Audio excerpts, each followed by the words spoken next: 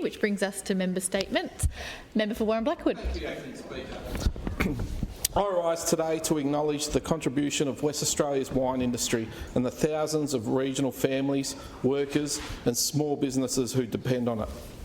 Across Warren Blackwood, wine is more than an industry that supports local jobs, drives tourism, sustains small businesses and helps shape the identity of the communities from Margaret River, Pemberton, Blackwood Valley through to the Great Southern and beyond.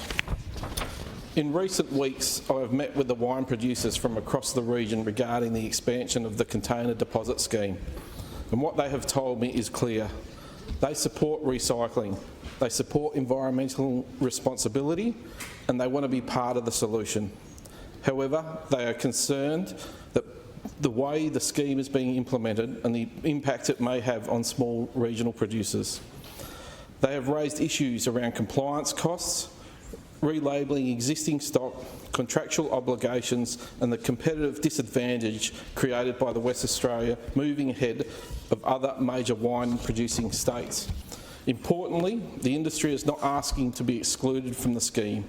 They're asking for a 12-month pause so West Australia can align with South Australia, Victoria, New South Wales and Tasmania, all of which are working towards implementation in 2027.